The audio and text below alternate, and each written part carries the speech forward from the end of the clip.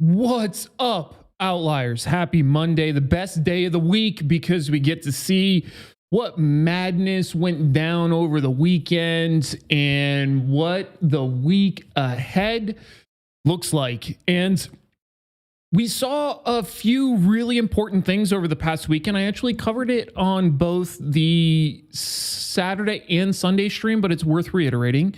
The conversational tone between Japan and the US, and Japan's mention of having 1 trillion of US debt bonds. Average maturity on those is like 6.7 years, 7 years ish. So that means most of it's, longer dated. It's like over 87% falls into that bucket. So that's just a good example of how the broad tone and tenor of this whole thing looks like. And this week there was another couple comments from Besant and then also Trump saying that we might be seeing trade deals as soon as this week. So all of this tells me that the market continues to be super, super focused on this tariff landscape, as it should be. Because depending on how these deals pan out, there is either the potential for a relatively smooth new status quo or a highly destructive turn of events. And I don't really use that term in hyperbole. I mean it quite literally. If we find the event where these tariff conversations start going haywire, the impact of that is tremendous.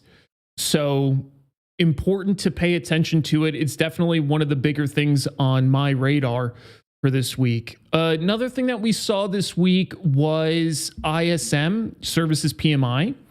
That came out, where do I need to go? Here. I guess I could just move you guys to the main screen. That would be easier. So if we take a look at Services PMI, we can see that there was a pretty big expansion, right? So March, it was like 50.8 points, and now in April, it's 51.6. So that's a pretty big jump. And we can see new orders came in quite high, and so did inventories. Now, this, I think, is easily tracked down, largely because of where we are with the tariffs. Some of them have been stayed for 90 days. And a lot of this is simply companies trying to position before the rest of these tariffs get slapped on. So makes total sense to me. But it is also a bit of a, I don't want to call it a fake number, right? It's a real number, but it needs to be contextualized because it's not like business is just booming broadly. This is a lot of front-running orders.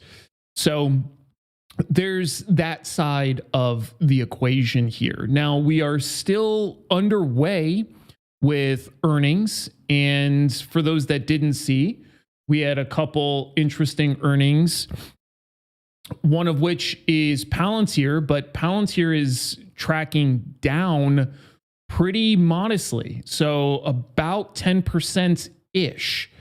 And this ended up not being an earnings play for me. I still have my overall position on in here. So I didn't see, I was going back and forth on if I was going to add more risk, but based on what I was seeing coming into the move, I didn't want to trade it directionally because I already have the directional play on, and I didn't want to trade it from a vol perspective simply because of how tenuous I felt this earnings release was going to be for Palantir. Big part of that comes down to the overall circumstance that the market is in, the economy is in. But then there's also when companies like this that start trading at just really, really, really heavy multiples, the way that success is determined for them changes quite a lot. And it can be very, very difficult for companies to hit the threshold. Now, I still like Palantir for sure, longer term, but in the broader context, it's priced pretty high. So we're actually going to take a look at the transcript because I'm kind of curious what's coming out from here. They beat to the upside. They were expected at 8 cents, came in at 13. So that looks pretty good. And the forecast went up for the year, which I also thought was interesting. They're essentially saying what most of us think, that this whole AI boom is going to be literally game changing.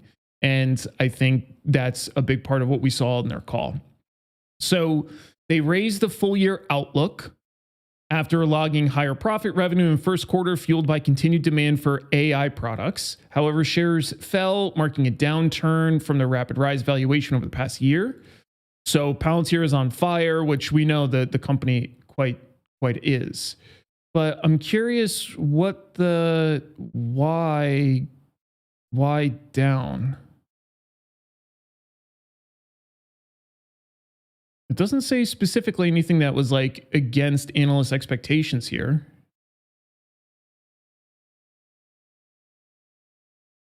This all looks fine.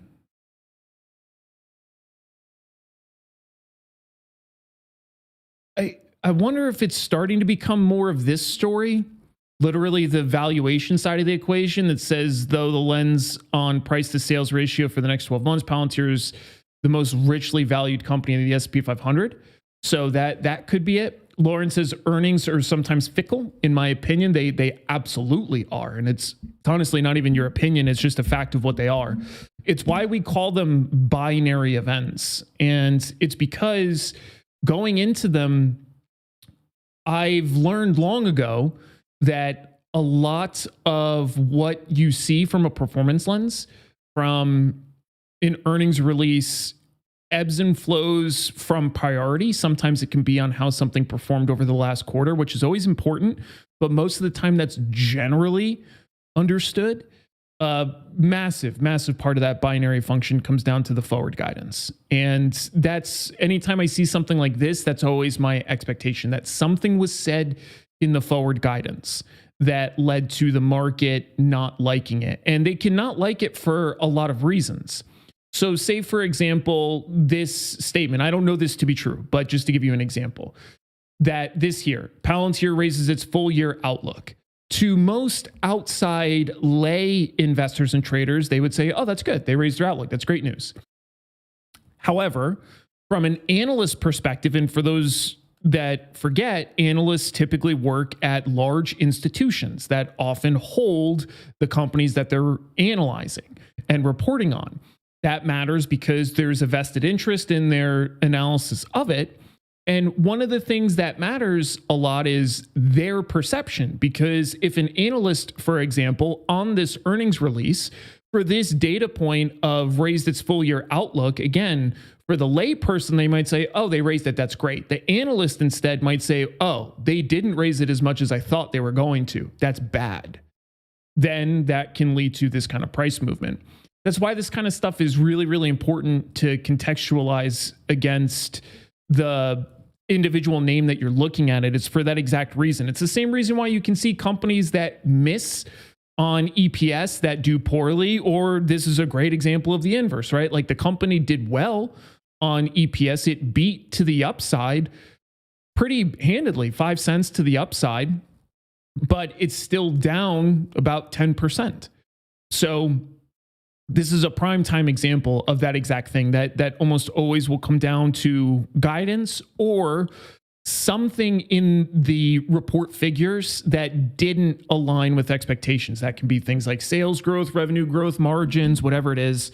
There can be elements like that where they're like, this didn't move as much as I thought it was going to. Then that leads to people sometimes being nervous, pulling the plug, that sort of thing. So yeah, I do find the move interesting though. Like I genuinely wouldn't have pegged it. Like if somebody asked me yesterday, Eric, up or down, I would have probably guessed up. And if I were to guess down, or if they said, well, if it were down, how far down? I wouldn't have guessed 10%. That's a little bit heavy. Now it's also early, right? So we can see how things open tomorrow, but I wouldn't have expected 10%. That's a little bit heavy. Lauren says, can earnings play make it go down? People just buying it for earnings. Not in this kind of movement. The thing is for earnings plays, if that were the case, you would see like this massive spike in volume leading into the earnings release, which you actually really don't see. If we take a look at the 20-day and 5-day average volumes, the 5-day average volume actually crosses under the 20-day. So that means leading into the earnings release, overall volume on average was actually slowing down. So it would also take a pretty massive amount of participation of people that are just playing it for earnings. And that is typically not the case. The reality is, for people like us that tend to be trading in and out of names on relatively short-term timeframes, is a smaller minority of overall volume. And that's a lot to do with the fact that big companies with like institutional trading firms that have a lot of money very frequently take time to build their positions because they're large. Now, that's one of the cool things about derivatives, is you can get relatively large positions pretty quickly, but it's still, again, always all in scale. So this was an interesting earnings so far. Let's see anything else after the market that we should look at. VRTX we need to look at. HIMS we need to look at. Let's take a look at both of those, VRTX and HIMS. And then, like I put in the chat, this is really an open session. So if there's a stock you want to look at, anything you want to poke through, just let me know. Happy to. But for VRTX, they are... Is that 80? Oh, wow. So they're pretty illiquid after hours. That's 480 to 494. That's a pretty big down move. Another great example. They beat on EPS. So this probably has something to do with some sort of drug. That would be my guess, that didn't perform or didn't get the traction that they wanted to see. So let me find out.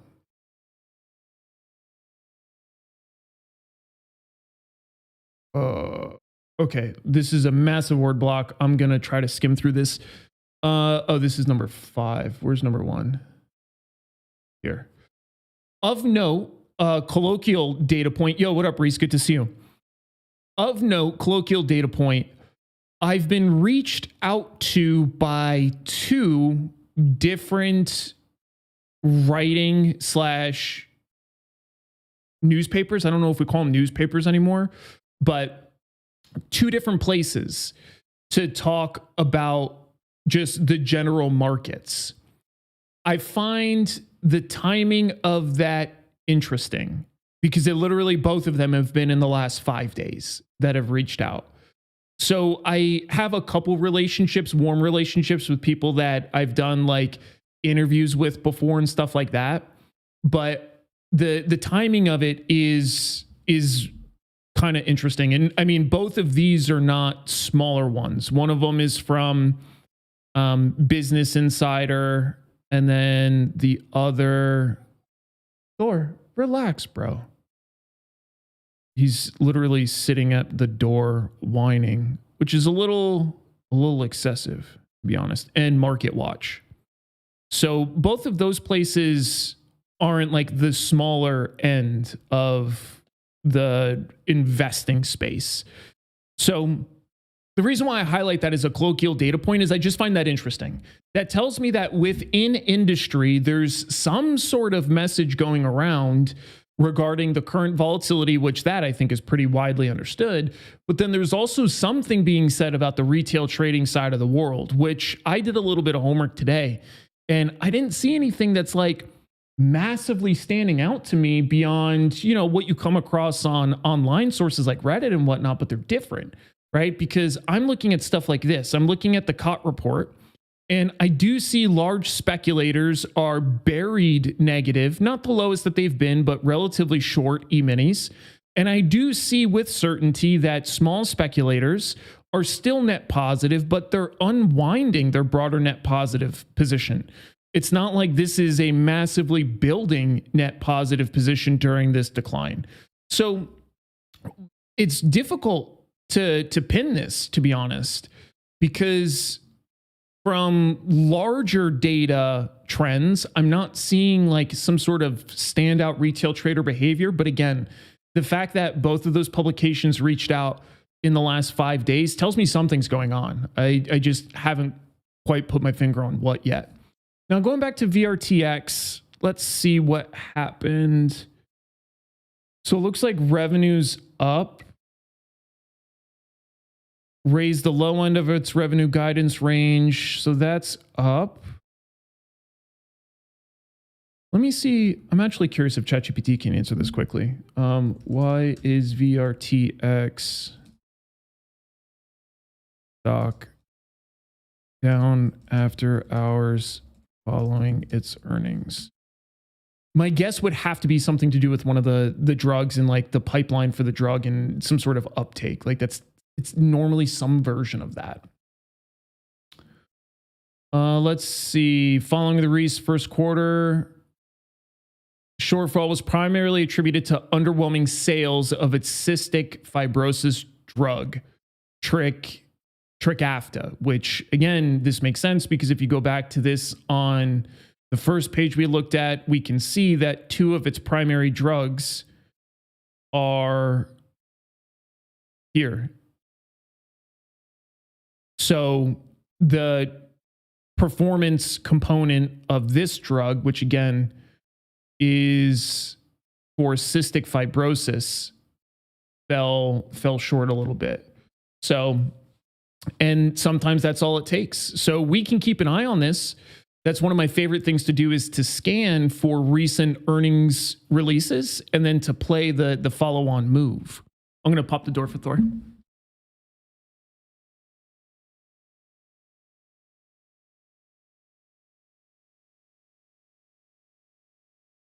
So that's what earnings looks like so far.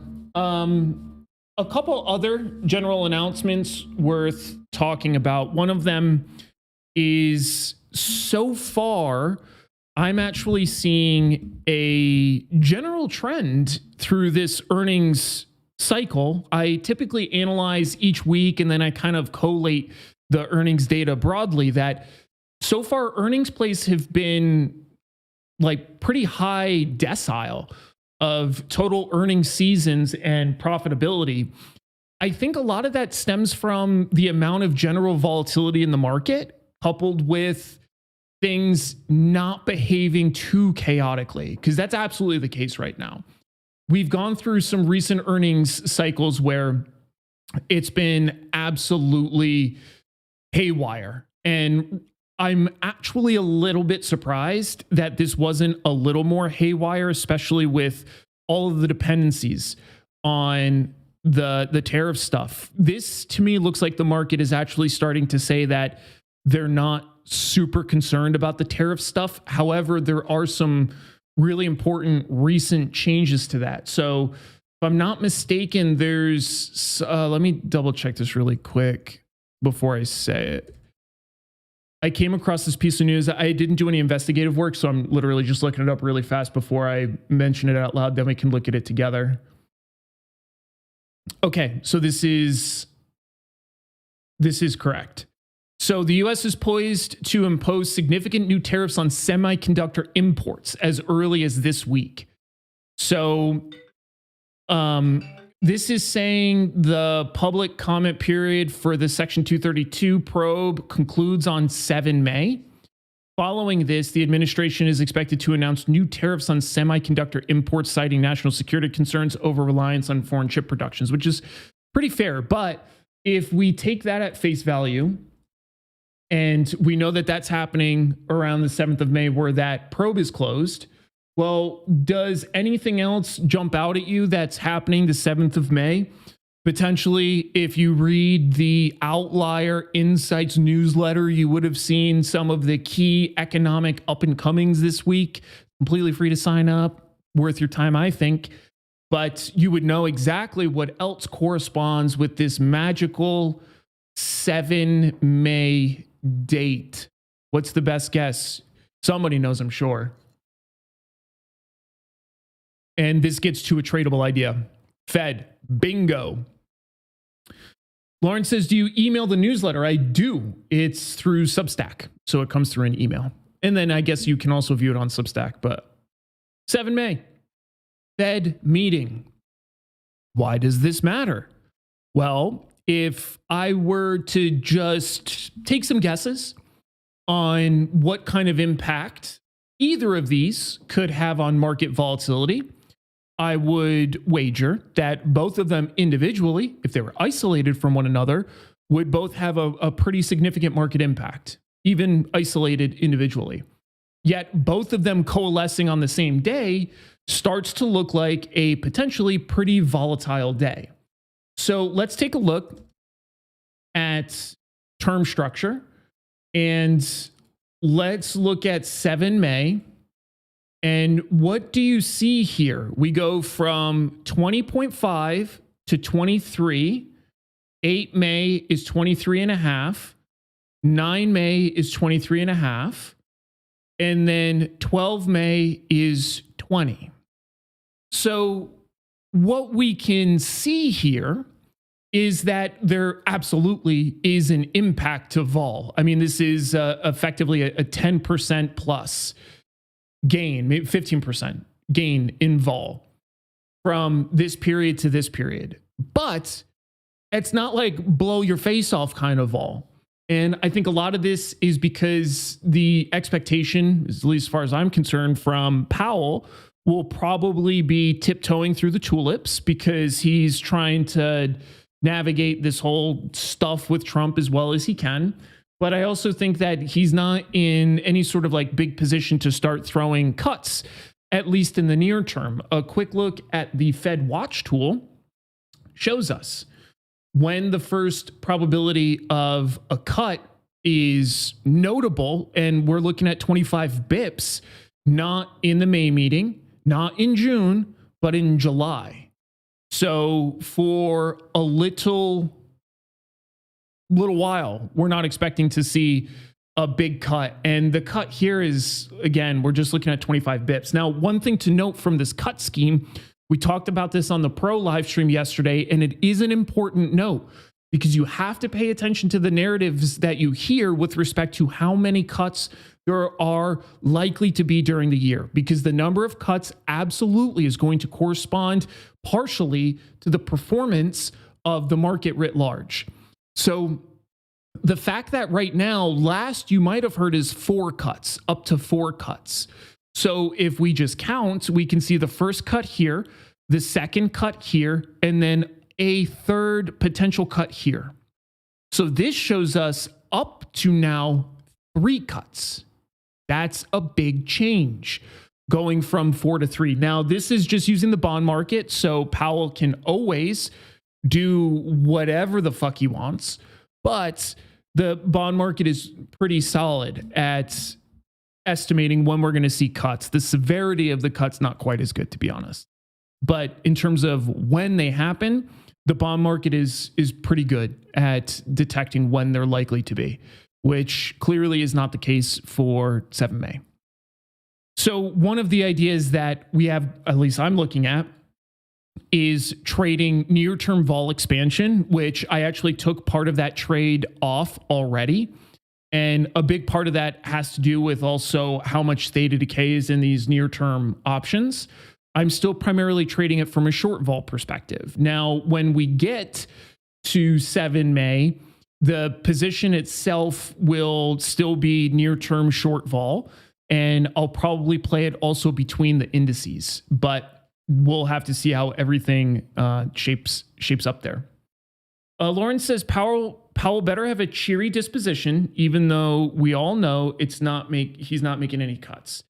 I think the cool part about Powell that honestly I've liked so far is that he's been really consistent. Like I appreciate that. I like somebody that is methodical, that's a little bit more stoic, and that's not all over the place. Like when I look at how Powell has been so far, whether we want to argue if he's executed well, I mean, I don't feel like any of us could pass judgment on that anyways, because it's always easy to fucking armchair quarterback it from here. But there is an argument to be made about if we started the rate cutting soon enough, severe enough, that kind of stuff. And that's fair conversation. But in terms of like presentation and stuff, I think he's been really solid. and he's been super consistent. So that's actually what I would expect, is that same consistency. And I think that there's still going to be a pretty big focus on just near-term economic data points. Now, one of the issues we have is how haywire a lot of the economic metrics have been in an attempt to front run the tariffs. That's why you're seeing things like inventory building, like tons of transactions. Literally, China, the ports of China have a backlog of container ships that they can't fucking fill fast enough to get them on the move. So broadly, the market itself is behaving very uniquely in that way for those reasons. So, Bramus says, I asked you about a year ago, who controls the volume of GME? I probably would defer to whatever I told you a year ago. I don't think my answer might have changed. So what did I say a year ago? Lauren says, I have PTSD since his December speech. Yeah, based on how he approaches things, he absolutely can move the markets. He absolutely has the potential. Now, let's talk while we're revisiting stuff I said a while ago. I'm actually curious what I said. Let's take a look at, first, let's get rid of this. Let's take a look at the recent movements that you've seen in the S&P 500.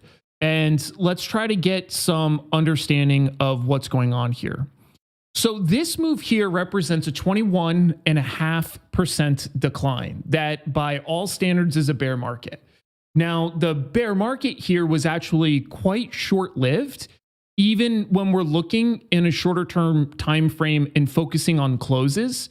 So if we redraw this not from the low, but to the close here, you can see it's down 19.4%.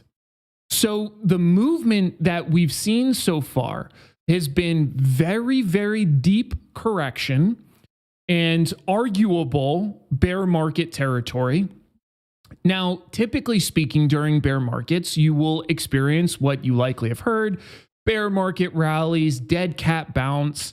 There's a bunch of different ways that we refer to it, except here it's interesting because the average bear market rally / dead cat bounce is literally like 10% lower than what this is, like somewhere around 8%, 10% maybe. So that doesn't mean that this isn't that. But what this does mean is that the broader point that I try to continue to make and show you all is the average volatility is expanding. And again, we can use these really long-term time frames for context on this. So if we do this on a monthly time frame, we'll zoom in and we'll do it in like 20-year periods. So this will take us about there. Take a look at the size of the candles, just the size of the candles, the bodies of the candles. Effectively, not even post 08, right? If you look through post 08, even 2008 itself, the global financial crisis wasn't that crazy. It's crazy, but not that crazy on a relative scale. Take a look at something like this, the COVID market. Now, the overall severity of the move is much different in scale. But if you take a look at the size of these candles, including the wicks, pretty much everything from 2018 on, volatility is much greater across the board, writ large. In general, that is very much the case that you see here. So when I'm looking at this kind of data and I'm analyzing and I'm saying to myself, well, you know, the average bear market is this, it lasts this long, and the average correction is this, and it's this deep, and it goes this long, and the average bear market rally is this, and it typically takes this long. All of those things need to be rescaled based on the volatility paradigm that we've been in for the last 7 years now. So for those that are active traders on the more professional side of things, that's something to keep in the back of your minds. All of the projections that I do with respect to average duration, severity, that kind of stuff, they're all volatility adjusted now. I used to just use the outright averages, but I find that things have become so skewed that you literally can't do that in good conscience, because the changes are severe enough that I feel like if you apply that kind of approach, you're going to be vastly wrong. So with the recovery that we're seeing here, the game now is, do we hold this general level, this general recovery? So like the 55.16, the 55.15 handle, something in here, because this can become a new consolidation range, and that then would essentially show a change in market regime. Because when we're getting consecutive lower lows, lower highs, that is a clear downtrend. We started to buck that system a little bit with the posting of these term lows that then rallied, and we haven't really consolidated yet. This has been a pretty fair upshot. Like, this is a technical consolidation, but not much. 3-day consolidation is very, very weak. And then we gapped up again a little bit. So what I'm looking for is, do we start consolidating around these levels, the 5,700, and then do we start to roll from there? And this goes back to a broader thesis, which I'll get into in a second. Brayman says, you said the volume is the volume. The point I was trying to get at is it had to be hedge funds controlling the volume and not retail. Well, I mean, I don't think, a couple things. It doesn't have to be hedge funds. That's not true. But it most certainly is not retail. That much we know. And that's always the case, because the size of retail traders relative to institutions is small. So there's very infrequently a point where I think it would be argued that retail is controlling, quote unquote, the volume. And by the way, when we say controlling, it's the wrong word in this context. It's just who comprises most of the volume. It's not controlling it, who comprises it. And I definitely would not say it's hedge funds, but I absolutely would not say it's retail traders. I absolutely would say it's institutions, which does include hedge funds, but it's not just them. So that would be my updated response 1 year later. Brayman says, I agree, but institutions haven't been buying GME until recently. I mean, I don't know how you could say that, right? Because the average weighted volume of GameStop, even during its more mellow periods, still was more than what the retail trader float was. Even when in GameStop, the retail traders were doing a really good job of DRSing and locking up the float, that still isn't... that it still wasn't. I think at one point, if I'm not mistaken, retail did DRS a decent majority, if not a majority, meaning over 50%. But I don't know what the terminal rate was. So let's ask ChatGPT. What was the terminal percentage of GameStop stock that retail traders had DRS'd at the max? So I don't know. So let's learn.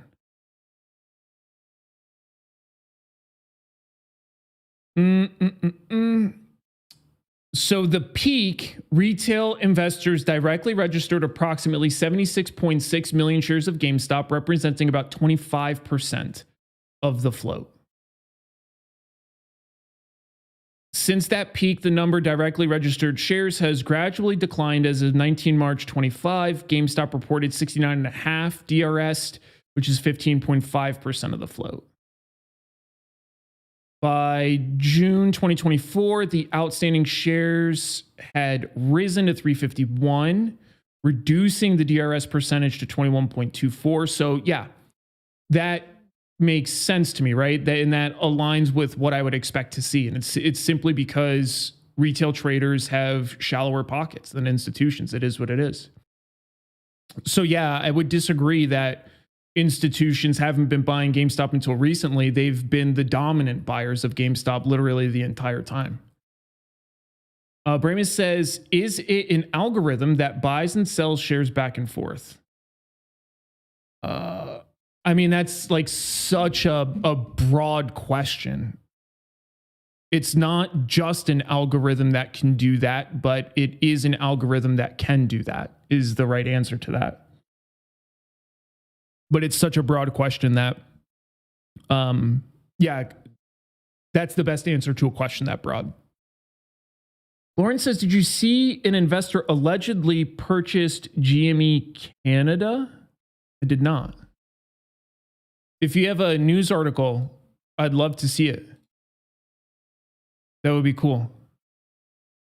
The next thing I wanted to do, again, feel free to keep throwing in anything that you would like to take a look at. But I wanted to poke through a couple recent scans. This one. So RKT, which I keep an eye on because I like the company from a vol trading perspective at periods, not always, but at different periods of time.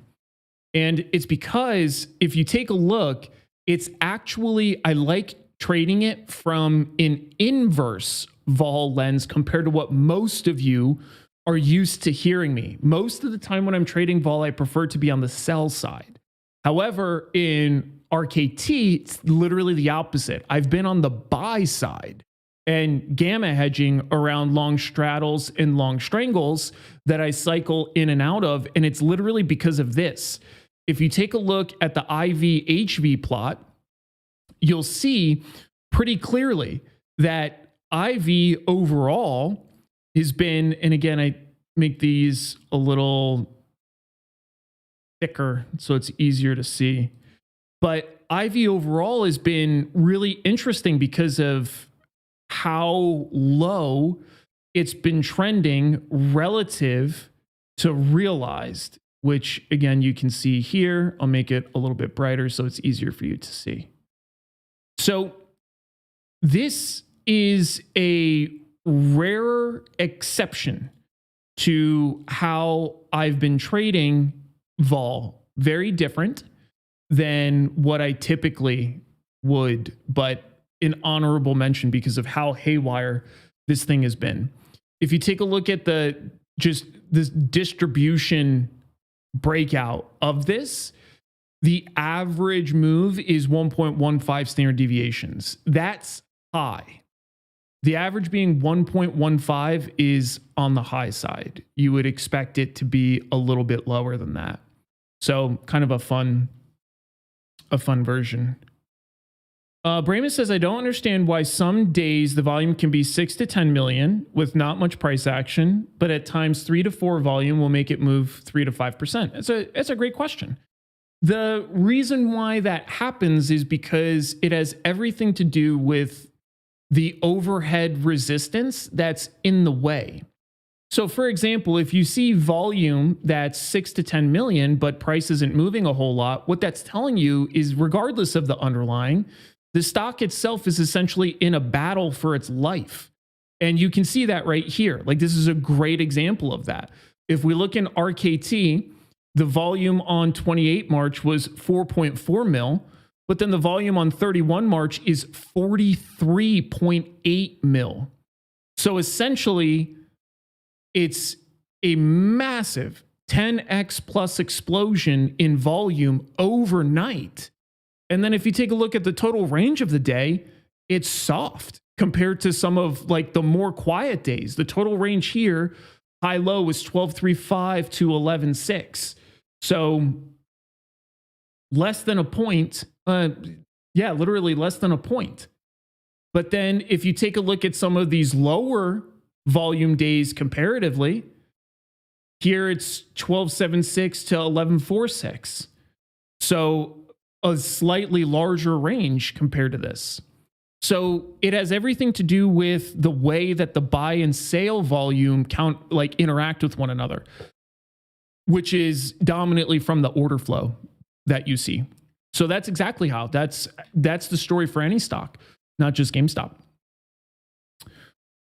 Reese says XYZ downside. Oh, that's funny. My bad, Reese. When you threw XYZ up above, I literally thought you were talking to somebody else about like a sample trade, right? Because a lot of times we'll use stock ABC or XYZ. So I saw your comment before. My bad for not acknowledging it, because I literally thought it was like an example. Huge miss, gap down, but not moving. Yeah. So it actually beat on EPS. So this generally wouldn't constitute a negative post-earnings announcement drift for me. Yeah. Vol is, I mean, vol overall is moderate in it on a relative basis. It's about mid-range, but yeah, this wouldn't fall into the standard post-earnings announcement drift to the downside, although it did perfectly here on the gap.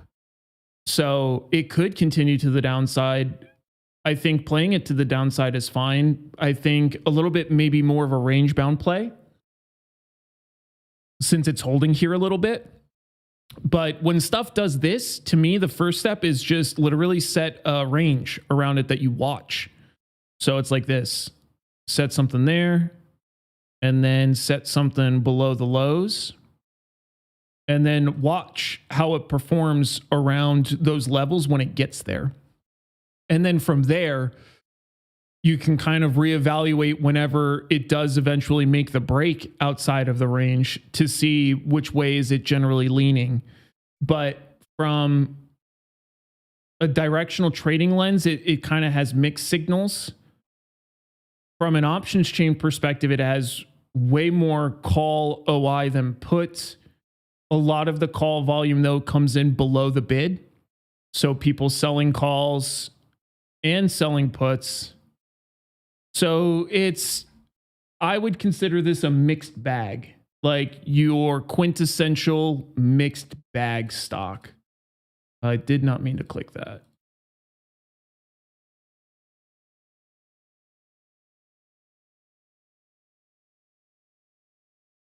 I mean, massive net short. That's actually really interesting. So, wow.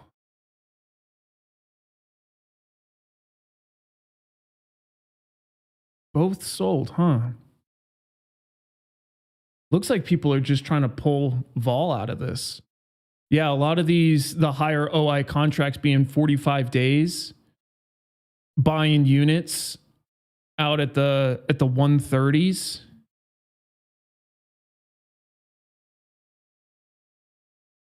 I guess this is selling. It came in at the bid. Selling the 130s, the 100s. This looks like buying stock replacement. 318 days. So yeah, most people are playing this from like a very midterm time frame. It's got really big vol though. That's why you're seeing people out at the tails so much.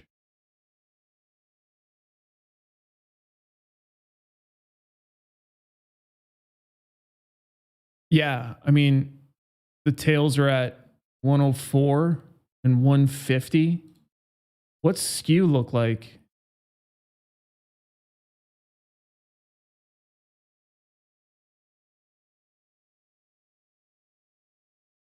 Call skew. So most people are expecting upside from a severity lens, expecting upside severity with higher probability of a downside move. The other thing is you'll notice how jagged the surface is.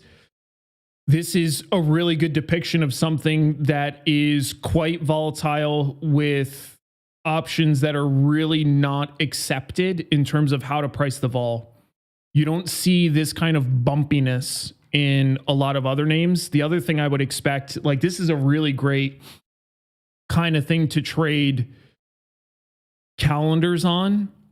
So like this here, either shorting the front 110s, buying the back, or I guess in this case, the mid 110s. But I mean, you can come up with a million of those ideas here. The 64, short the front, long the back, or long the mid.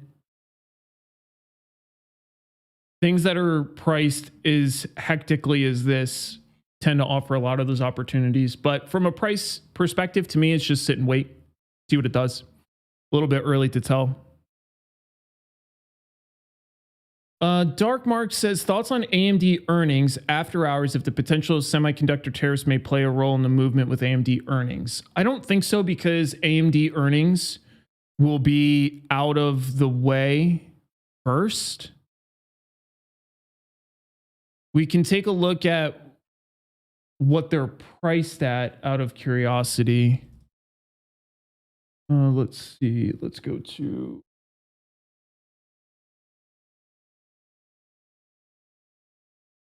So right now, we can see that it actually plays pretty well, not great, but out of the last 12 quarters, there's 6 that have been blowouts, 4 of which to the downside. And right now it's pricing the implied move at 748 at 752. We can double check that really quick. So let's take a look at the chain. This is 111.58 vol. And as you know, we can always measure the vol of the event itself. I actually think I have, let me see. Yeah, here. So in one of my random workbooks that I'm just building a bunch of random stuff, kind of like that slide deck that I have. It's like another random workbook of random calculations. This is 159. The vol right now is 62.51. Term vol is 111.58. Days expiration is 4. So the event vol itself is like 195%. The expected move is about 9.8%. So what that leads me to believe is that it's underpricing, because they're pricing it out at like 8.06, which is a little bit light. We do the front rattle out of curiosity. 8.85. 708. So that's too little on the front straddle. So vol is a little bit all over the place in AMD. But I think the impact of the tariffs will probably not inject into this. That would be my guess.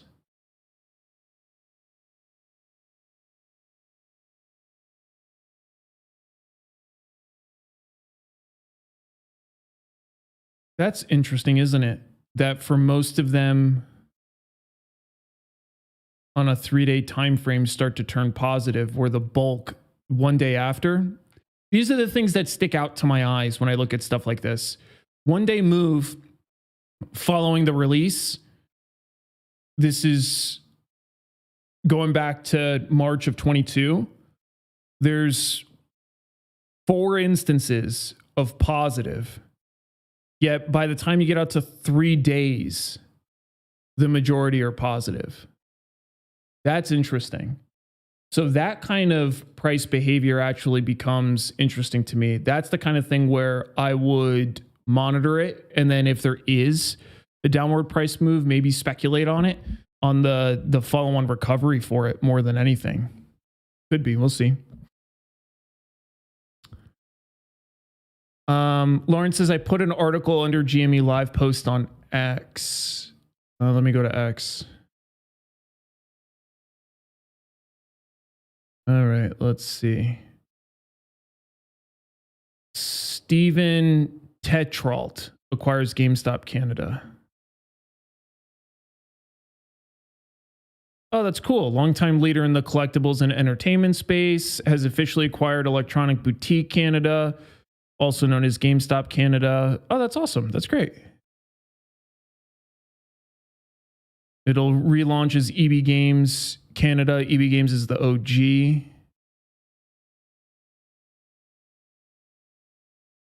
Yeah, that's cool. That's good news. We like that.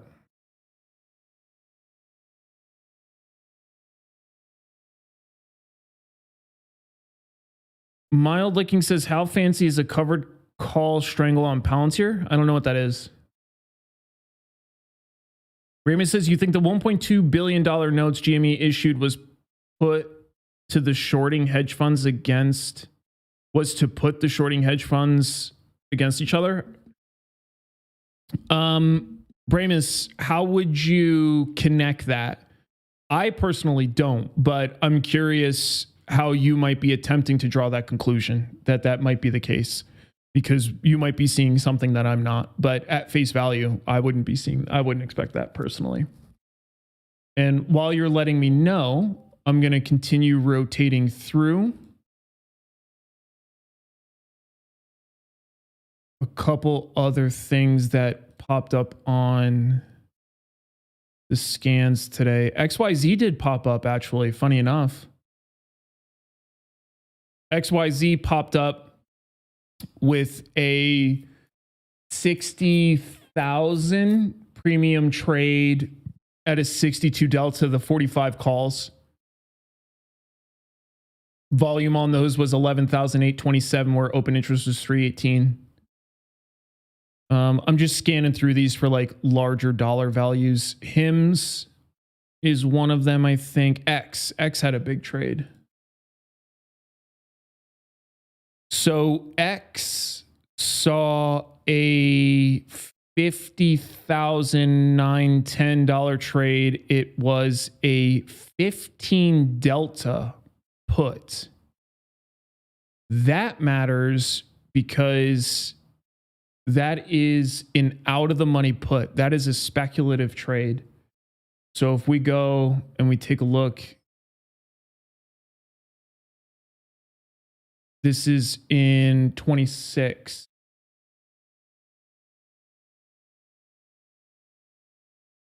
This one right here. So 19.9 times volume over OI. That's a big number.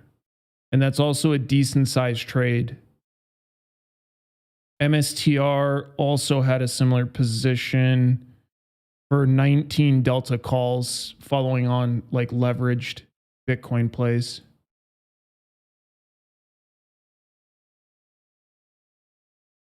Interesting.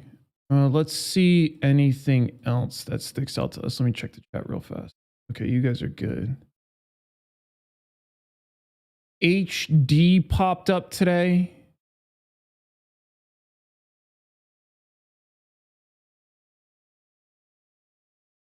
HD popped up when it was trading at 360. The 360 call 773. So super far out in time. 1689 was the size of the trade. It was a $9.999 million position. So pretty big size for Home Depot. So what we can do is we can see what is that on a relative basis. You can see it's a big change on a relative basis. So what we're doing here is we're essentially looking back over the last 2 weeks. We'll go out the last month. And this is the largest spike that you've seen over the last month for those calls. It's a $10 million position. And those are at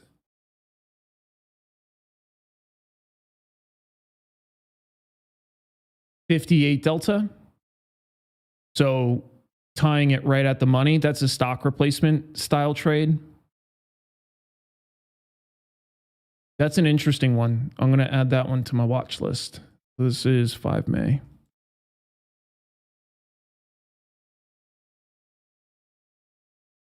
And this is HD. This is LCs. And this was... I have like a small tracker that I use for stuff like this just to monitor how it goes. Bullish, unusual options activity.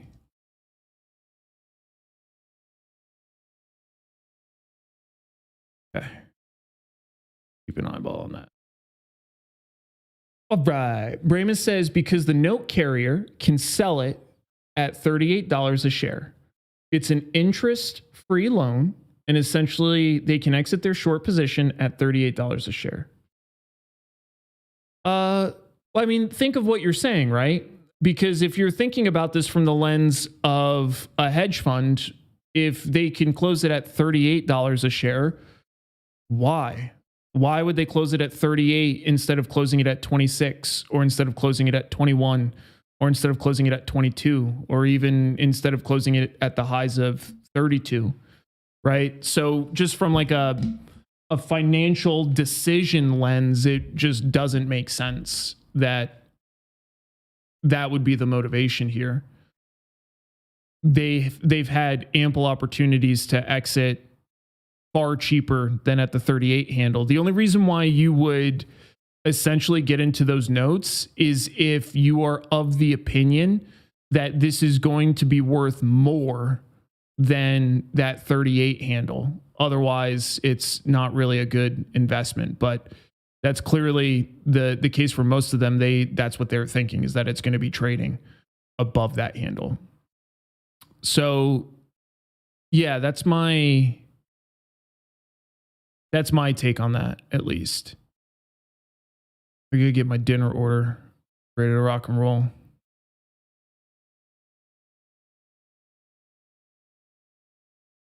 Frank says, is there a way to determine the expected move of earnings, or is that a function of Thinkorswim, for example, looking at APP? You definitely can. There's actually a bunch of things that you can do.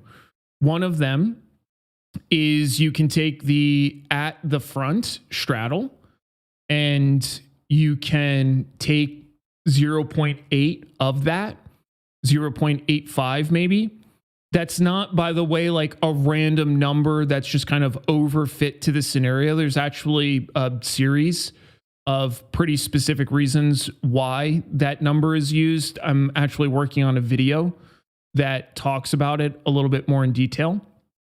But yeah, just to be aware of. So that's one way. You can also literally just take a look on that calculation I showed you earlier. You can take whatever the expected move is, or what the vol is for the cycle that includes your expected move. And you can make, again, assumptions off of that based on how many days are in the expiration cycle, what the vol is for that cycle relative to other cycles, that kind of thing. So there's a few things you can do to calculate that. It's pretty easy. So easiest that a lot of retail traders will pick up first, just because it's lighter and easy enough to adopt, is just taking, again, 0.8 to 0.85 of the forward straddle. That'll generally give you a decent ballpark to start with. Let me know if you have any follow-ups on it. Otherwise, that wraps me up for tonight. So, as always, if you guys need anything, let me know. Be an outlier. I'll see y'all later.